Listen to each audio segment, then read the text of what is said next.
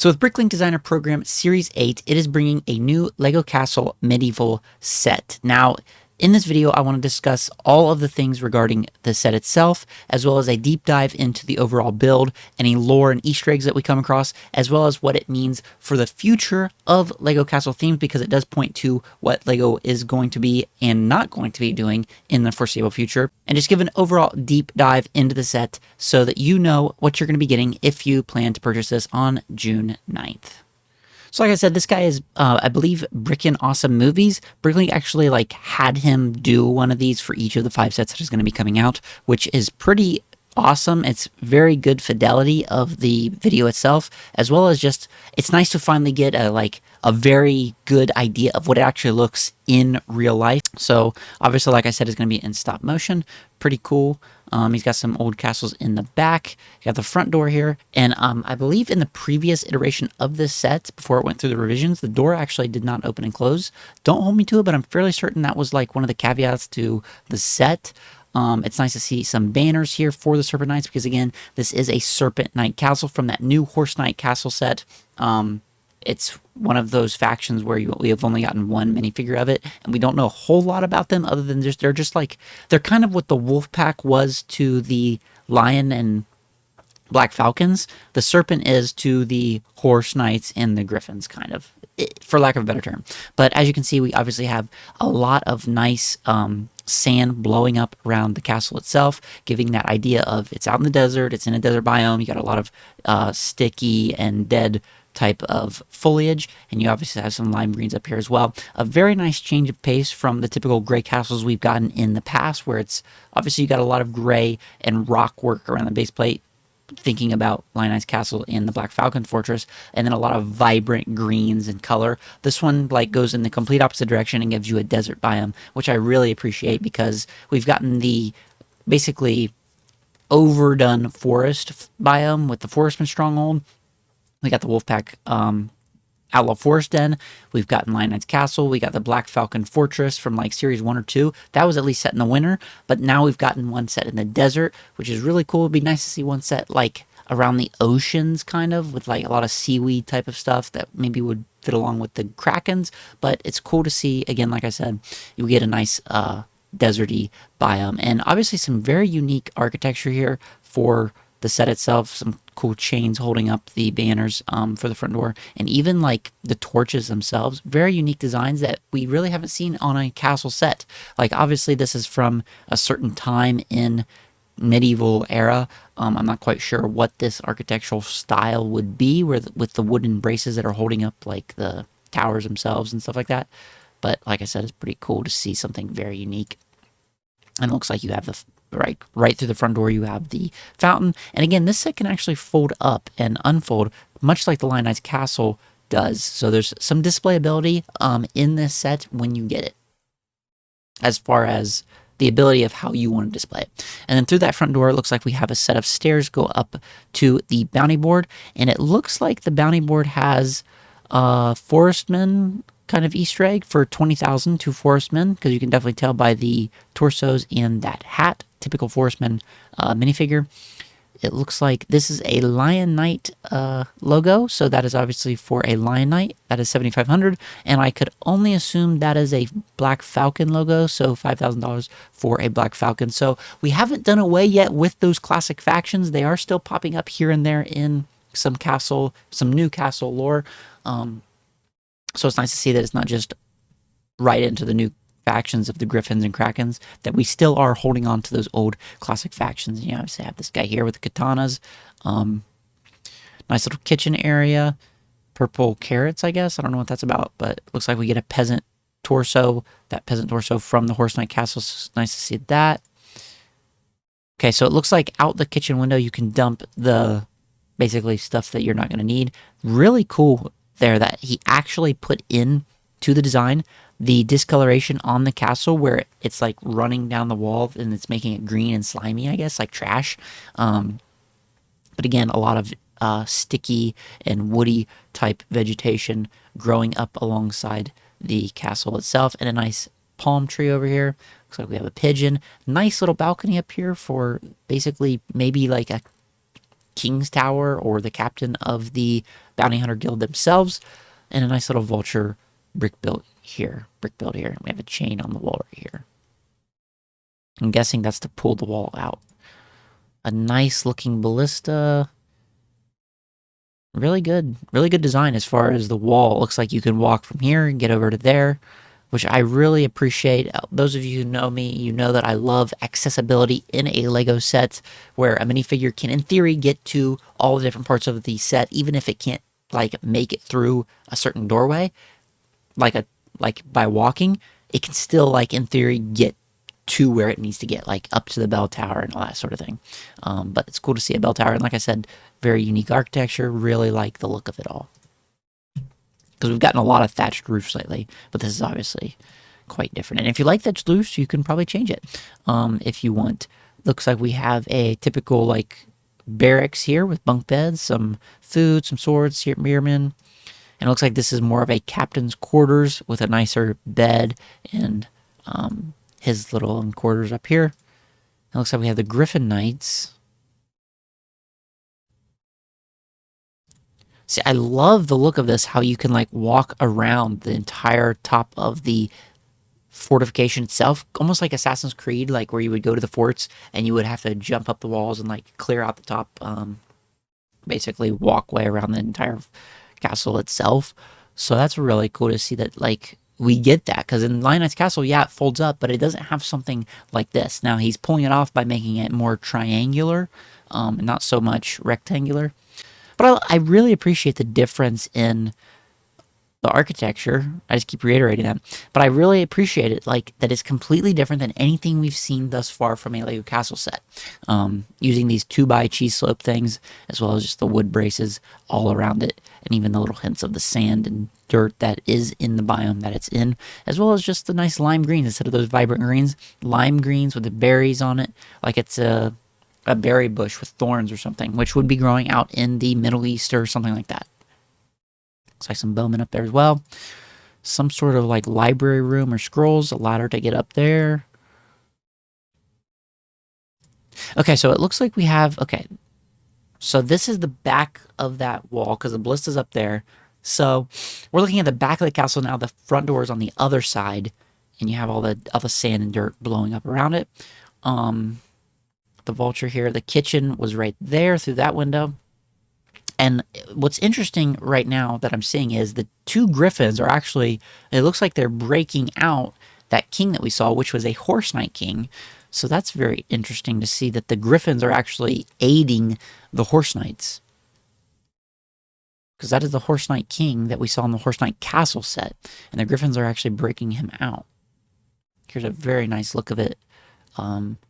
There's the kraken down here kind of doing, see, and they give him a satchel, so it's like the bag. It's like the kraken to this set is exactly what the Wolfpack minifigure was to the Medieval Town Square set. It's like not really a big deal, but he's just kind of like lurking around doing their own thing. It actually looks like a female. You got some nice purple accents around the set itself instead of just being banners. And again, this was supposed to be using the tax collector torso that was in the Medieval Town Square, but obviously it has since left Pick-a-Brick, and this set has to be made with Pick-a-Brick pieces. And it just so happens that the Serpent Knights had a bit of purple in their torsos, and it worked out perfectly that it just kind of fit right into this set. So the designers was able to like change it and without doing a whole lot of reworking of the color scheme. Look at this brown here, like, why, that's like a strip of brown. Little gap here, like maybe there's something going on where you can break out that wall as well, maybe? Yeah. Very tall. That looks very, like, this tower itself looks incredibly tall compared to the tallest part of Lion Knight's castle. Like, obviously you can count the studs, but, like, that's very tall. Moving around to the back here. I love this little balcony here where you can step out. Maybe that's the captain's quarters that we were looking at with that blue bed. And you have the Kraken, or the Griffin Knights, where they pulled down that wall right there on the backside. Oh, that's so nice. I wish they would have paused for a second. Okay, so there's the balcony. Yep, that's the captain quarters for the balcony. Looks like a snake, a serpent sig logo up there on the wall. Nice chandelier for the kitchen. And the vultures obviously picking up whatever scraps are coming out the kitchen door. Nice little, like the guy who did this did an excellent job creating this set. Like a lot of detail and work went into this. It's made by Brick Hucker, who was the one who made Fort Huck in Series 10. And I can't believe that set didn't get passed. I'll never understand that. But one of his sets got passed was the Firehouse set, which is going to be coming out in Series 10, which is pretty cool. And I'm sure he's got some stuff coming out in Series 11 as well that he's trying to get passed. So I would keep an eye on Brick Hucker. He's a very good designer. But you got the grunts down here living at the very base of the tower itself. It looks like, okay, so through the front door, you can walk up the stairs and walk over here to the bounty board. And then it looks like there's a set of stairs that goes up and into the kitchen area where you can get to the grunt area. I'm just trying to see where you would get to the tower if it was all closed up. I don't see a ladder anywhere unless it's somewhere behind this wall. It looks like the jail room is down here. That's where the Horse Knight King is kept, right there. Yeah, I'm not seeing a ladder to get up there unless it's behind this wall here, maybe. That's very interesting how it goes together.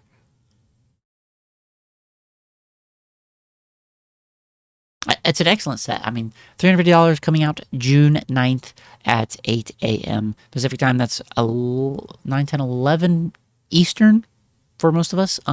So I would definitely be ready because when it comes out, it's going to be coming out with a pre-order week of 1 week, and we'll have basically 1 week to pre-order it, and then 6 months later it'll ship out. So I would definitely be ready for that when it comes out.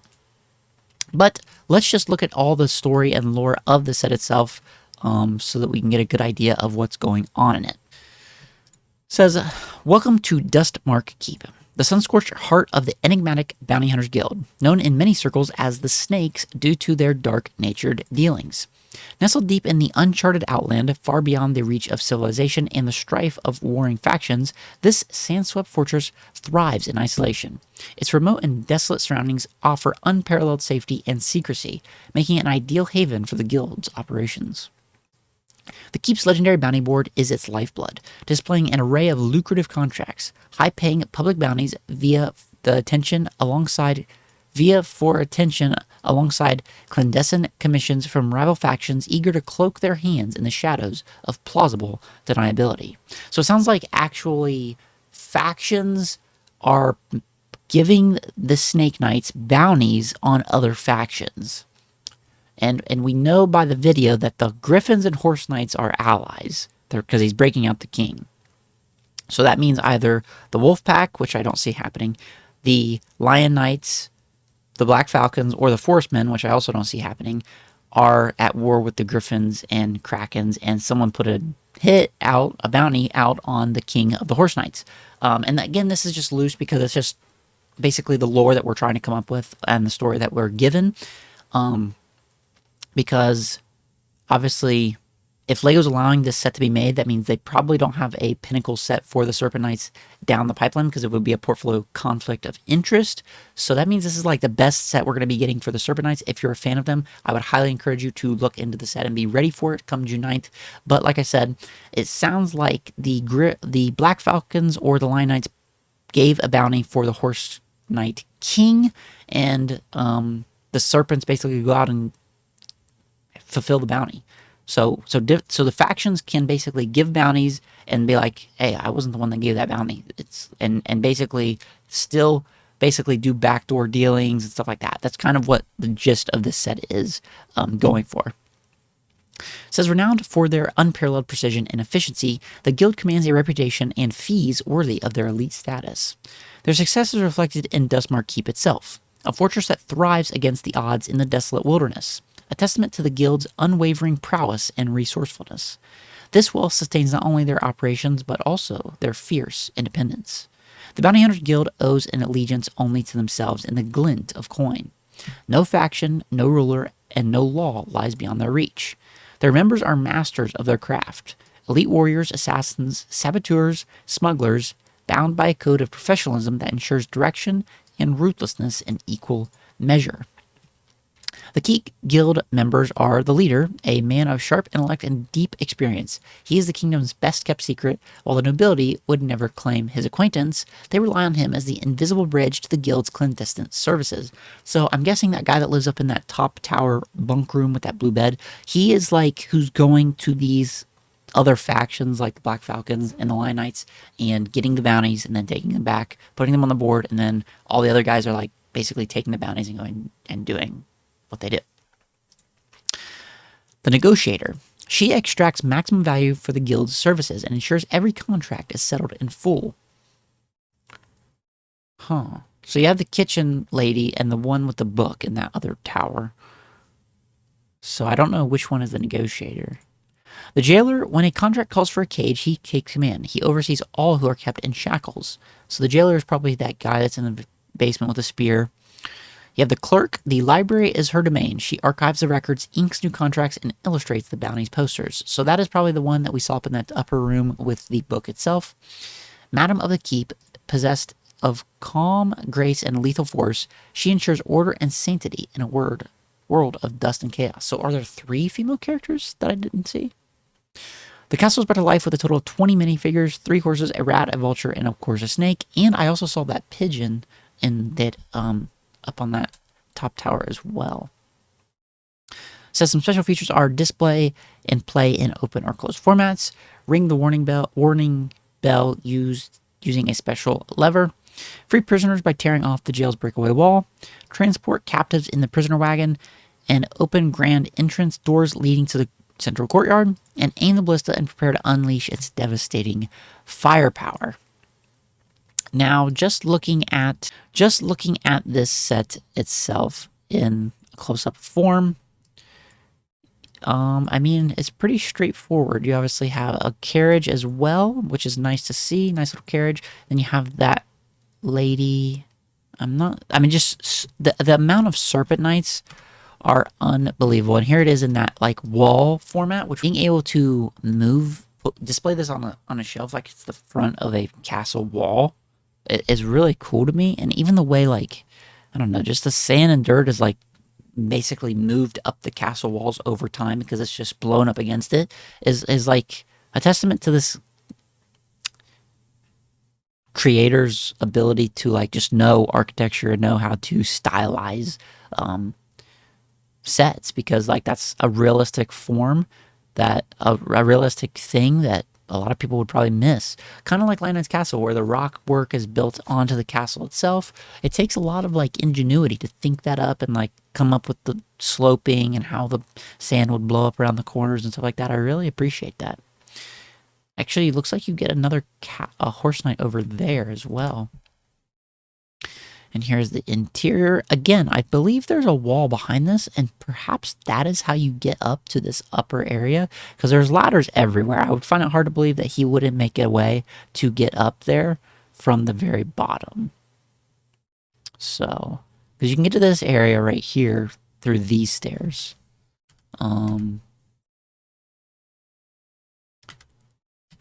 Yeah, here's all the minifigures. Ton of serpent knights, guys with katanas. I know a lot of you will be very upset about that, but I mean, it's Lego, so I mean, tons of serpent knights. And here are the female characters. So that's the one who probably makes and illustrates the bounty boards. This one does something with a broom, I guess, and that's the cook.